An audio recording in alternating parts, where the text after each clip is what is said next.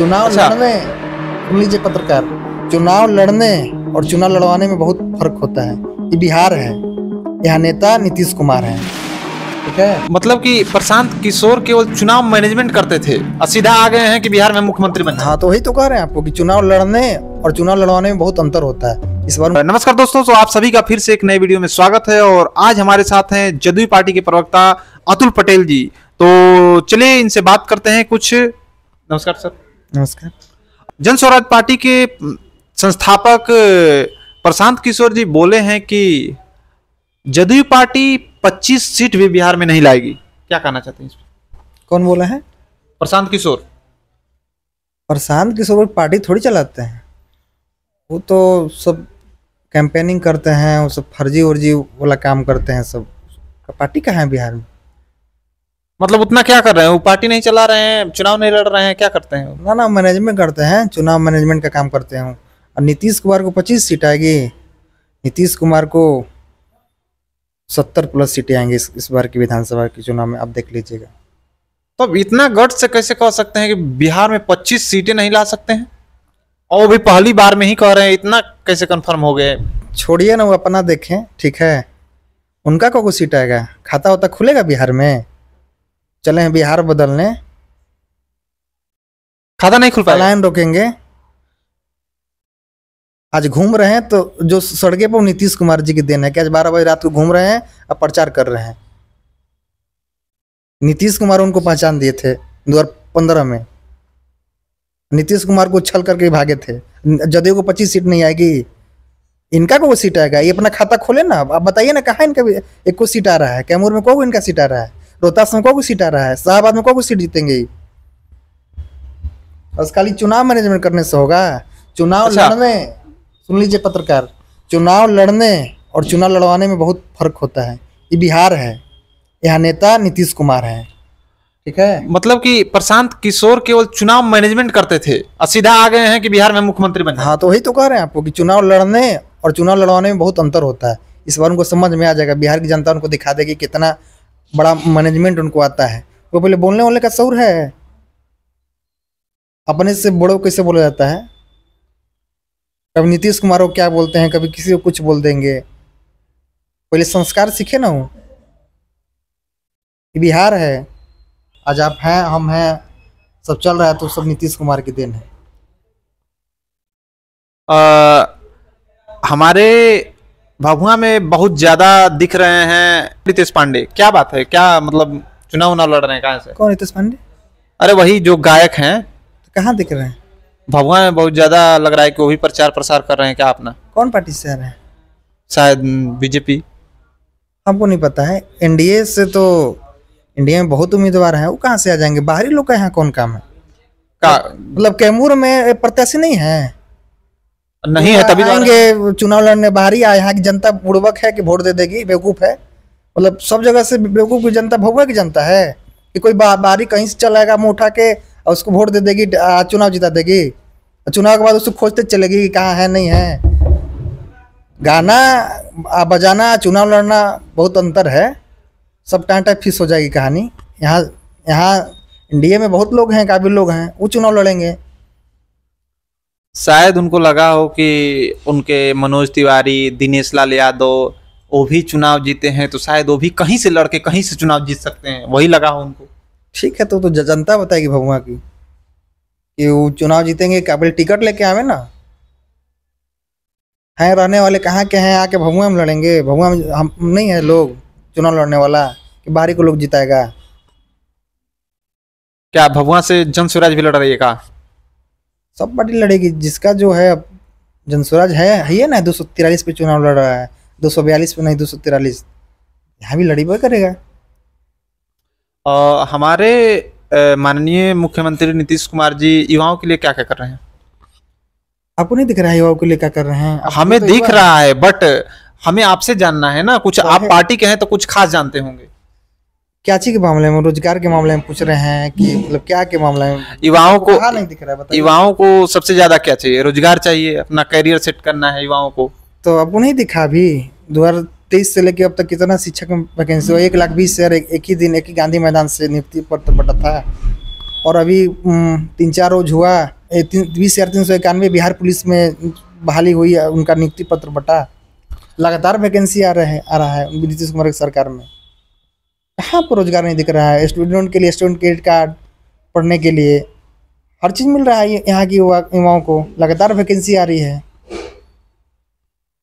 अभी कल शायद होमगार्ड का मेरिट लिस्ट है।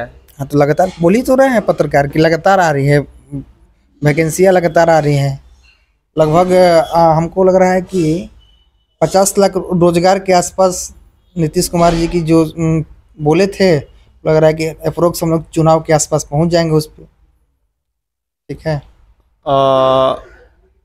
और हम बात करना चाहेंगे कि अभी फिलहाल मैंने देखा कि तेजस्वी यादव आरोप लगा रहे थे कि वैसे समाज पे नीतीश कुमार के राज्य में भेदभाव किया गया है बहुत ज्यादा। क्या कहना चाहेंगे? कहाँ भेदभाव किया गया है नीतीश कुमार के राज्य में?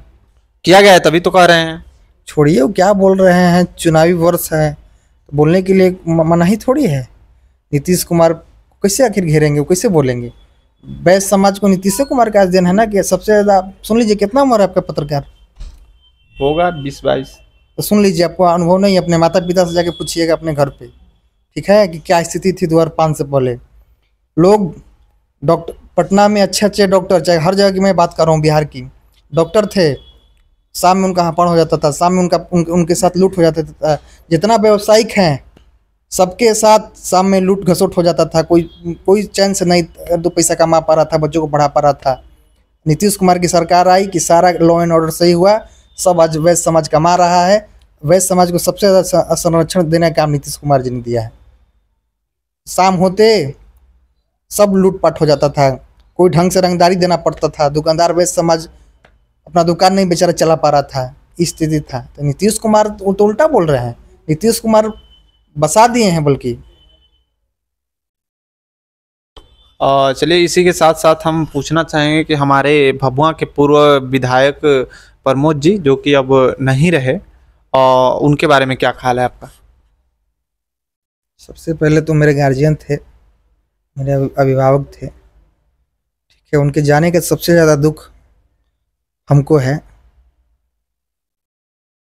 आज वो नहीं रहे, आज वो नहीं है, लेकिन उनका जो विकास करके 3 टर्म यहाँ के एमएलए रहे 2000 से लेकर 2015 तक, उन्होंने हर जाति, हर वर्ग, हर समाज, दबे कुचलो, जो उनको वोट देता था उसको भी, जो वोट नहीं देता था उसको भी, सबका काम करते थे, सब सर समाज के नेता थे। आज वो नहीं हैं हम लोग के बीच, हम लोग को छोड़ के चले गए। उनका जो अधूरा सपना था, जो उनका अधूरा विकास था, जो अधूरा भभुआ विधानसभा के लिए उनका जो काम अधूरा रह गया है, इस बार 2025 के इस चुनाव में हम लोग मिल के, सभी लोग, भभुआ विधानसभा की जनता हम लोग के साथ है। हम लोग मिल के, उनके परिवार के लोग, हमारे परिवार के लोग, सब लोग मिल के उनका जो विकास का जो अधूरा रह गया है काम, उसको हम लोग पूरा करेंगे। और पिछला बार भभुआ विधानसभा में जदयू को टिकट नहीं मिल पाया था, क्या इस बार क्या होने वाला है?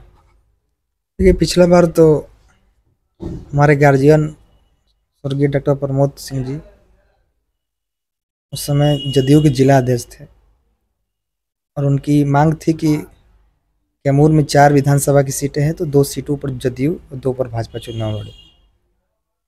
तो ऐसा हुआ नहीं।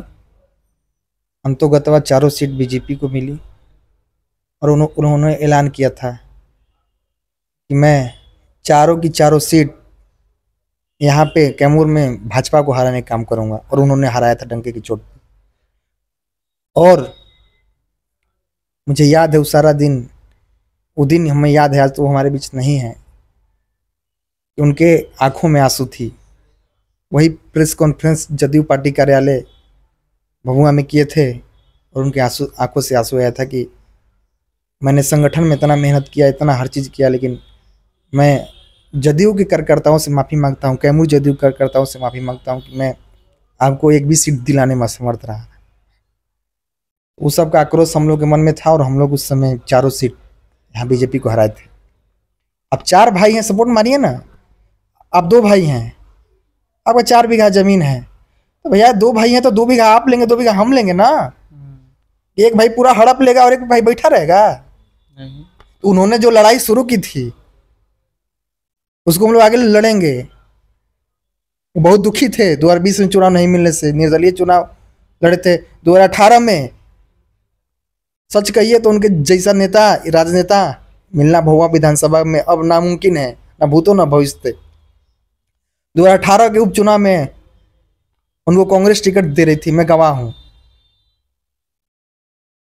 लेकिन नहीं, पार्टी के जदयू के शीर्ष नेतृत्व, बीजेपी के शीर्ष नेतृत्व, उस समय Sushil Modi ji deputy chief minister थे, उन्होंने बोला था कि इनका टर्म पूरा हो जाने दीजिए, 2020 में आप ही को टिकट मिलेगा, इनका रह गया 2 साल 2.5 साल का कार्यकाल रिंकी रानी पांडे जी का, आप इनको सहयोग करें। उन्होंने कांग्रेस के टिकट को ठुकरा के रिंकी रानी पांडे जी का प्रचार किया था। अंतोगत नतीजा यही हुआ कि उनको चुनाव जिताए और 2020 में उनको टिकट नहीं मिला। यही तो हुआ उनके साथ। लेकिन हम लोग इस बार अपने नेता नीतीश कुमार जी से मांग करते हैं, या जो नहीं रहे, लेकिन उनका जो काम है, उनका सोच है, जो पार्टी के प्रति वफादारी था, वफादार थे, उसका हम लोग को मेहनताना इस बार चाहिए। यही कहेंगे आपके माध्यम से। और आप तो टीचिंग लाइन में थे ना, पॉलिटिक्स में कैसे आ गए आप? हमारे घर के थे गार्जियन, इतने लंबे वर्ष से राजनीति कर रहे थे, हम उनको देख के वही हमको राजनीति में लाए। हम उन्हीं को देख के उन्हीं को फॉलो करते थे, उन्हीं को अपना आइकॉन मानते थे, उन्हीं से सीखते थे। उनका आचरण, उनका व्यवहार, सम्मान कैसे देना, सब चीज़ हम उन्हीं को देख के आगे बढ़े। हमारे अभिभावक थे, आज नहीं हैं। हम सबसे ज़्यादा मुझे दुख है इस बात का, मैं अंदर से बहुत दुखित हूँ उनके नहीं होने से। भभुआ विधानसभा के सभी लोग दुखी हैं, ऐसी बात नहीं है। और इसी के साथ साथ चलिए हम इस वीडियो को यहीं पे एंड करते हैं। बाकी आप लोगों को वीडियो कैसा लगा कमेंट करके ज़रूर बताइएगा, और ऐसे ही प्यारे प्यारे इंटरव्यू आप लोगों को आते रहेंगे। बहुत बहुत धन्यवाद, थैंक यू।